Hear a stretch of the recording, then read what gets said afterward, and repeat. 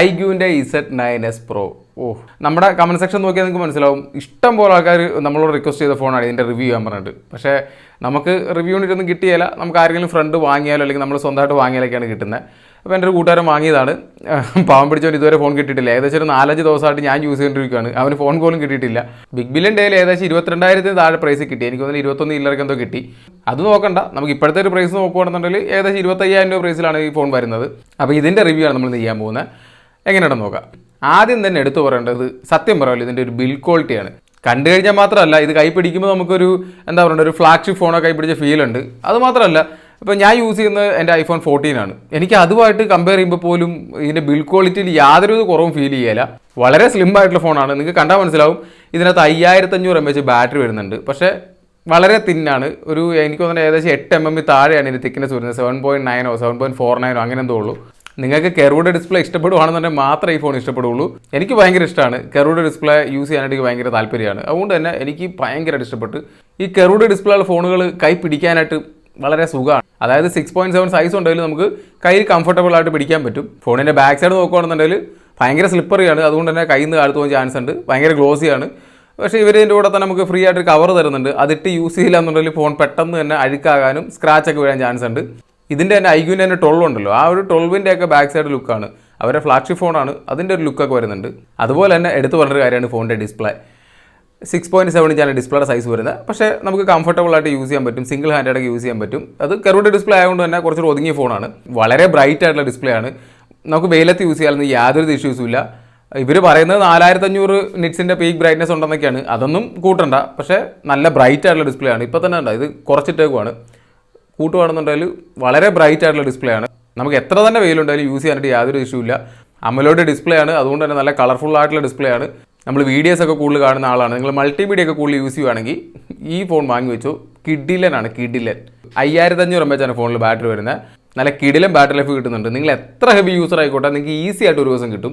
നിങ്ങൾ എത്ര തന്നെ ഗെയിം കളിച്ചാലും എത്ര തന്നെ മൾട്ടിമീഡിയ യൂസ് ചെയ്താലും ഈസി ആയിട്ട് നിങ്ങൾക്ക് ഒരു ദിവസം കിട്ടും. ഒരു നോർമൽ കാഷ്വൽ യൂസർ ആണെന്നുണ്ടെങ്കിൽ 1.5 ദിവസം മുതൽ 2 ദിവസം വരെ ഈസി ആയിട്ടും പോകും. അതുപോലെ തന്നെ ഇതിനകത്ത് 80 വാട്ടിൻ്റെ ഫാസ്റ്റ് ചാർജർ ഫോൺ സപ്പോർട്ട് ചെയ്യുന്നുണ്ട്.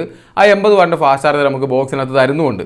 സാംസങ്, CMF ഈ ഒരു പ്രൈസ് റേഞ്ച് വരുന്ന ഒട്ടുമിക്ക ഫോണുകളും ചാർജറൊക്കെ ഒഴിവാക്കിക്കൊണ്ടിരിക്കുകയാണ്. അപ്പോഴാണ് അവർ 80 വാട്ടിൻ്റെ ഫാസ്റ്റ് ചാർജർ നമുക്ക് ബോക്സിനകത്ത് തരുന്നുണ്ട്. പിന്നെ ഇതിൻ്റെ സ്പീക്കേഴ്സ്, സ്റ്റീരിയോ സ്പീക്കേഴ്സ് വരുന്നുണ്ട്. ഞാൻ പറഞ്ഞല്ലോ, ഞാൻ നേരത്തെ പല വീഡിയോസിലും പറഞ്ഞിട്ടുണ്ട്, എനിക്കൊരു ഫോണിൽ ഏറ്റവും അത്യാവശ്യമായിട്ട് വേണ്ടത് നല്ല ഡിസ്പ്ലേ ആണ്. അതുപോലെ തന്നെ നല്ല സ്റ്റീരിയോ സ്പീക്കേഴ്സ് വേണം. അതായത് ഞാൻ കൂടുതലും വീഡിയോ ആണ് കൂടുതലും കാണുന്നത്. സാധാരണ ഇൻ്റർനെറ്റൊക്കെ യൂസ് ചെയ്താൽ നമ്മൾ കൂടുതലും കാണുന്നത് വീഡിയോസാണ്, റീലും യൂട്യൂബൊക്കെ ആയിട്ടാണ്. അപ്പോൾ നമുക്ക് നല്ല വീഡിയോ കാണുന്നുണ്ടെങ്കിൽ നല്ല ഡിസ്പ്ലേ വേണം, അതുപോലെ നല്ല സ്പീക്കർ വേണം. ആ 2 കാര്യങ്ങൾ ഇതിനകത്തുണ്ട്. അതായത് സ്റ്റീരിയോ സ്പീക്കർ വരുന്നുണ്ട്, ഓവർ ലൗഡായിട്ടുള്ള സൗണ്ട് ആണെന്നല്ല, അതായത് നമുക്ക് ഇഷ്ടപ്പെടുന്ന രീതിയിലുള്ള നല്ല ക്വാളിറ്റിയുള്ള സൗണ്ടാണ്. അമലോഡ് ഡിസ്പ്ലേ ആയതുകൊണ്ട് തന്നെ ഇൻ ഡിസ്പ്ലേ ഫിംഗർ പ്രിൻറ്റ് സ്കാനറൊക്കെ വരുന്നുണ്ട്. ഫാസ്റ്റാണ്, വളരെ ഫാസ്റ്റാണ്. പിന്നെ ഈ ഫോണിൻ്റെ മെയിൻ അട്രാക്ഷൻ എന്നൊരു സാധനം, സ്നാപ്ഡ്രാഗൻ്റെ 7 Gen 3 എന്ന് പറഞ്ഞ പ്രോസസ്സർ വരുന്നുണ്ട്. അതായത് 25,000 രൂപ പ്രൈസ് റേഞ്ച് താഴെ സ്നാപ്ഡ്രാഗൻ്റെ 7 Gen 3 എന്ന് പറഞ്ഞ പ്രോസസ്സർ. അറിയാമല്ലോ, ഒരു 8 ലക്ഷത്തിന് മുകളിലൊക്കെ ആൻഡ്രോയിഡ് സ്കോർ വരുന്നുണ്ട്. അത്യാവശ്യം ഗെയിമൊക്കെ കളിക്കാൻ പറ്റിയ പ്രോസസ്സറാണ്. അതായത് നിങ്ങൾക്ക് അത്യാവശ്യം ഗെയിമൊക്കെ കളിക്കാൻ പറ്റിയ ഫോൺ വേണമെന്നുണ്ടെങ്കിൽ ബഡ്ജറ്റ് 25,000 വരെയൊക്കെ മാക്സിമം എത്തുള്ളൂ എന്നുണ്ടെങ്കിൽ വാങ്ങാൻ പറ്റിയ സാധനമാണ്. നമുക്ക് BGM, കാൾ ഓഫ് ഡ്യൂട്ടി ഏത് ഗെയിമും കളിക്കാം. ഹീറ്റിംഗ് എന്ന് പറയുകയാണെന്നുണ്ടെങ്കിൽ വലിയ കണ്ടിന്യൂസ് ആയിട്ട് 1 മണിക്കൂറിന് മേളൊക്കെ കളിക്കുകയാണെന്നുണ്ടെങ്കിൽ അത്യാവശ്യം വാം ആവുന്നുണ്ട്. പക്ഷേ അത് ഓവർ ഹീറ്റിംഗ് ഒന്നുമല്ല, അത്യാവശ്യം വാം ആവുന്നുണ്ട്. അതുപോലെ തന്നെ ആൻഡ്രോയിഡ് 14 ഫോൺ വരുന്നത്. എടുത്തു പറയേണ്ട ഒരു കാര്യം, അവന്മാർ ഇഷ്ടം പോലെ ആപ്ലിക്കേഷൻസ് പ്രീ ഇൻസ്റ്റാളായിട്ട് കയറ്റിയിട്ടുണ്ട്. നമുക്ക് അൺഇൻസ്റ്റാൾ ചെയ്ത് കളയാം. പക്ഷേ അനാവശ്യമായിട്ടുള്ള ആപ്ലിക്കേഷൻ ഇഷ്ടം പോലെ കയറ്റിയിട്ടുണ്ട്. നമ്മൾ യൂസ് ചെയ്യുന്നതും യൂസ് ചെയ്യാത്തതുമായിട്ടുള്ള കുറേ ആപ്ലിക്കേഷൻ ഉണ്ട്. ആവശ്യമുള്ളത് എടുക്കാം, ആവശ്യമില്ലാത്ത ഡിലീറ്റ് ചെയ്ത് കളയാം.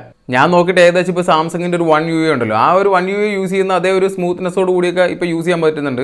എനിക്ക് തോന്നുന്ന പണ്ടത്തെ Iqooനെയൊക്കെ വെച്ച് കമ്പയർ ചെയ്യുമ്പോഴത്തേക്കും വളരെ മാറ്റമുണ്ട്. നമുക്ക് യൂസ് ചെയ്യുമ്പോൾ അങ്ങനെ ആടോ കാര്യങ്ങളോ ഒന്നും കയറി വരുന്നില്ല. ഇതുവരെ ഒരു 5 ദിവസം യൂസിൽ ഇതുവരെ വന്നിട്ടില്ല. അതുപോലെ തന്നെ IP64 കിട്ടുന്നുണ്ട്. ഈ ഒരു പ്രൈസ് റേഞ്ചിൽ എനിക്ക് തന്നെ മോട്ടറോള എഡ്ജ് 50 ഫ്യൂഷനകത്ത് IP68 കിട്ടുന്നുണ്ട്. ഇതിനകത്ത് IP64 ആണ്. ബാക്കിയുള്ള ചില അണ്ണന്മാർ IP54ഉം 53ഒക്കെയാണ് തരുന്നത്. അത് വെച്ച് കമ്പയർ ചെയ്യുമ്പോഴത്തേക്കും ബെറ്ററാണ്. അടുത്ത താരം എന്ന് പറയുന്നത് ഇതിൻ്റെ ക്യാമറയാണ്. എനിക്ക് Iqooൻ്റെ ഫോൺസിൽ ഒരു നെഗറ്റീവായിട്ട് ഇതുവരെ എല്ലാ വീഡിയോസും ഞാൻ പറഞ്ഞിരിക്കുന്ന ഒരു കാര്യം എന്ന് പറയുന്നത് ക്യാമറയാണ്. പെർഫോമൻസ് ഓക്കെ കിടലിനായിരിക്കും. ഏത് പ്രൈസിലാണ് ഫോൺ ഇറക്കുന്നത് ആ ഒരു പ്രൈസിൽ ഏറ്റവും നല്ല പ്രോസസ്സറും കാര്യങ്ങളൊക്കെ അവരിടും. പക്ഷേ ക്യാമറ എപ്പോഴും ഒരു ആവറേജാണ്. Iqooൻ്റെ z9 ഈ ഒരു പ്രൈസ് റേഞ്ച് നേരത്തെ ഇറങ്ങിയ ഫോൺ Iqooൻ്റെ z9 ഒക്കെ ആണെന്നുണ്ടെങ്കിലും എനിക്കൊരു നെഗറ്റീവായിട്ട് തോന്നിയൊരു സംഭവം അതിൻ്റെ ഒരു ക്യാമറ മാത്രമാണ്. പക്ഷേ ഈ ഒരു ഫോണിനകത്ത് ആ ഒരു പരാതി മാറി കിട്ടി. വേറൊന്നുമില്ല, അത്യാവശ്യം നമുക്ക് നല്ല കിടിലൻ ക്യാമറ വരുന്നുണ്ട്. അത്യാവശ്യം വെട്ടവും വെളിച്ചുള്ള സാഹചര്യത്തിലൊക്കെ നല്ല കിടിലം ഫോട്ടോസ് കിട്ടുന്നുണ്ട്. നല്ല കളർഫുൾ ആയിട്ടുള്ള അത്യാവശ്യം നല്ല വൈബ്രൻ്റ് ആയിട്ടുള്ള ഫോട്ടോസാണ്. എടുത്തു പറയേണ്ടത് സെൽഫി ക്യാമറയാണ്. വെട്ടവും വെളിച്ചമുള്ള സാഹചര്യത്തിലാണ് ഞാൻ പറയുന്നത്. വെളിച്ചമില്ലാത്ത സാഹചര്യത്തിൽ അത്ര നല്ല ഫോട്ടോസൊന്നും അല്ല, പക്ഷേ വെളിച്ചമുള്ള സാഹചര്യത്തിൽ നല്ല സൂപ്പർ ഫോട്ടോസാണ് സെൽഫി ക്യാമറയിലും അതുപോലെ തന്നെ ബാക്ക് ക്യാമറയിലും കിട്ടുന്നത്. നമ്മൾ ഫോട്ടോസ് സൂം ചെയ്യുമ്പോഴാണ് ഇതിൻ്റെ ക്വാളിറ്റി മനസ്സിലാകുന്നത്. വേറെ ഒന്നുമല്ല, ഇതിനകത്ത് 50 മെഗാ പിക്സലാണ് മെയിൻ ക്യാമറ വരുന്നത്. അത് സോണിയുടെ സെൻസറാണ്.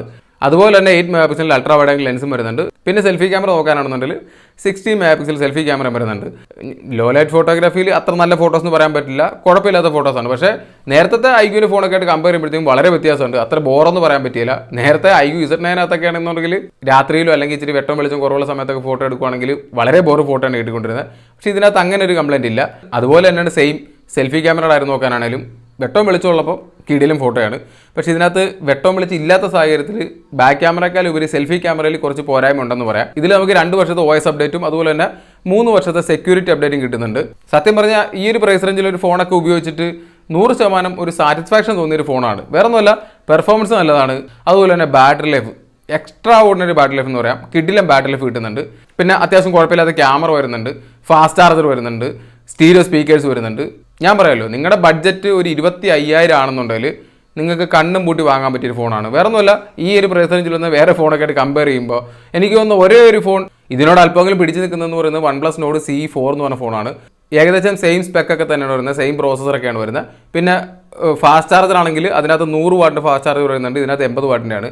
പക്ഷേ ഗെയിം കളിക്കാനൊക്കെ കുറച്ചുകൂടെ ബെറ്റർ ആയിട്ടുള്ള ഫോൺ ഇതായിട്ട് എനിക്ക് തോന്നിയത്. അതുപോലെ തന്നെ ക്യാമറയും ഇതിനകത്താണ് കുറച്ചുകൂടി ബെറ്റർ ആയിട്ട് എനിക്ക് തോന്നിയത്. പക്ഷേ കുറച്ചുകൂടെ യൂസർ ഫ്രണ്ട്ലി ആയിട്ടുള്ള ഫോൺ, അതായത് യൂസ് ചെയ്യാൻ കുറച്ചുകൂടെ സിമ്പിൾ ആയിട്ടുള്ള ഫോൺ എന്ന് പറയുന്നത് OnePlus ആണ്. അതുകൊണ്ട് തന്നെ നിങ്ങൾക്ക് ഒന്നുകിൽ Nord C4 നോക്കാം, അല്ലാന്നുണ്ടെങ്കിൽ ഈ ഫോൺ നോക്കാം. ഞാൻ പറയുകയാണെന്നുണ്ടെങ്കിൽ ഈ ഫോൺ നോക്കുന്നതായിരിക്കും നല്ലത്. അതായത് ഏറ്റവും ലേറ്റസ്റ്റ് ആയിട്ട് ഇറങ്ങിയ ഫോണാണ്. അതുമാത്രമല്ല, എനിക്കിത് ഭയങ്കരമായിട്ട് ഇഷ്ടപ്പെട്ടു. ഇതിൻ്റെ ലുക്ക് ആൻഡ് ഫീൽ ഭയങ്കരമായിട്ട് ഇഷ്ടപ്പെട്ടു. OnePlusനേക്കാൾ ഉപരി കുറച്ചൊരു ബിൽഡ് ക്വാളിറ്റിയും കാര്യങ്ങളൊക്കെ ഫീൽ ചെയ്യുന്നത് ഇതിനകത്താണ്. ഇത്ര നേരം ഞാൻ പറഞ്ഞതിൻ്റെ പോസിറ്റീവ്സ് ആണ്. ഇനി ഇതിൻ്റെ നെഗറ്റീവ് പറയാനാണെന്നുണ്ടെങ്കിൽ ഞാൻ നേരത്തെ പറഞ്ഞ പോലെ തന്നെ ഗെയിം കളിക്കുന്ന സമയത്ത്, ഓവറായിട്ട് ഗെയിം കളിക്കുന്ന സമയത്ത് ചെറിയ രീതിയിൽ ഹീറ്റിംഗ് കാര്യങ്ങളൊക്കെ ഉണ്ട്.